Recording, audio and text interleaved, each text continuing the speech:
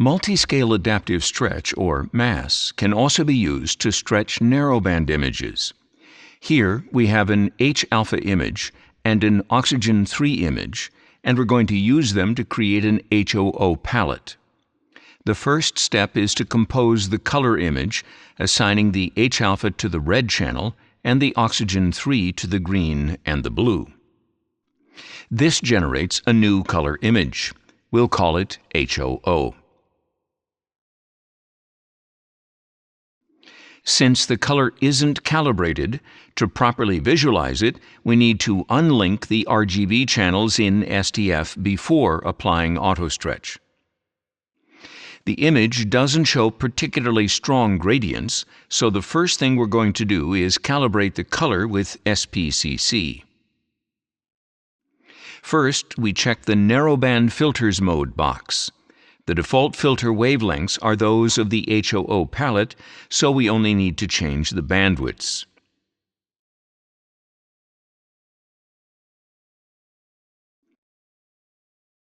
Now we select an area in this corner to sample the sky background.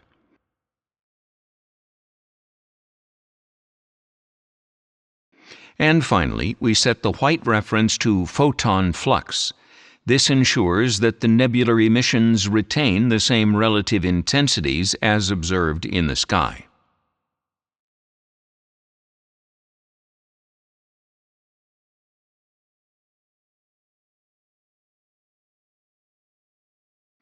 Some images may contain stars with measurements that deviate significantly from normal values.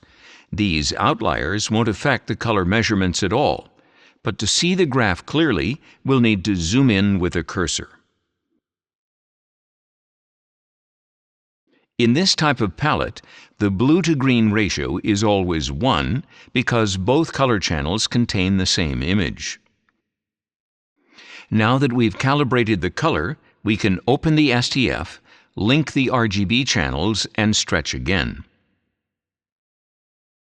After the color calibration, we can see a slight luminosity gradient with the right side appearing brighter than the left. We'll correct this possible gradient with MGC, but first we need to calibrate the flux using SPFC. As we did in SPCC, here we check the Narrowband Filters Mode box and change the filter bandwidths.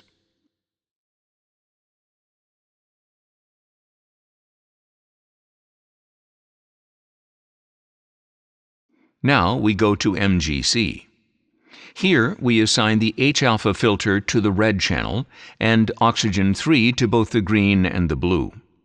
Since the gradient is very slight and the image is 6,000 pixels wide, we'll also set the gradient scale to 2048 pixels.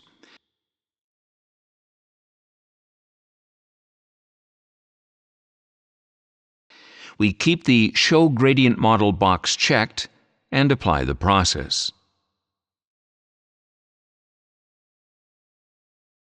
There are still some remnants of the nebula in the center of the image, so let's increase the scale factors to 1.5 to reduce their impact on the model.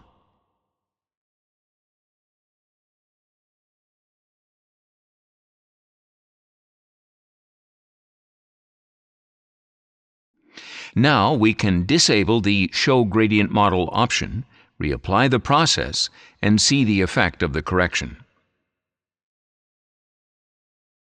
As expected, we had a gradient that was darkening this corner. Although MGC has corrected the gradient, it's turned the sky background slightly red. We're going to apply MGC to the main view and recalibrate the sky background with the same region of interest. We'll do this using background neutralization. We'll use this preview of the corner and apply the process.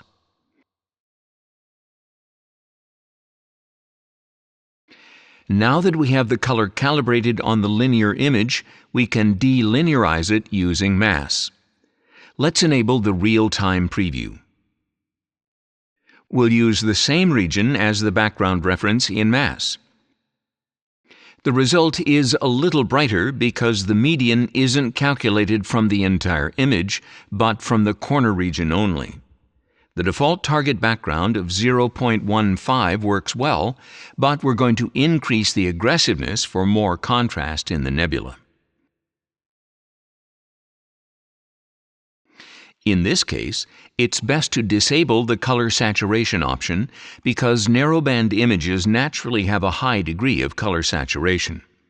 It's better to control the saturation with curves transformation if needed. Now we apply mass to the main view.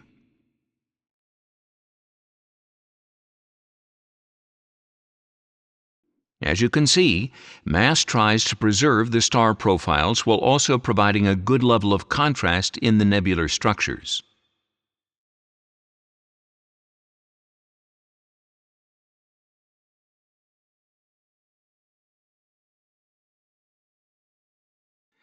We're going to finish processing the image using curves transformation. As it already has a good level of color saturation, all we need to do is increase the overall contrast slightly to optimize the use of the dynamic range.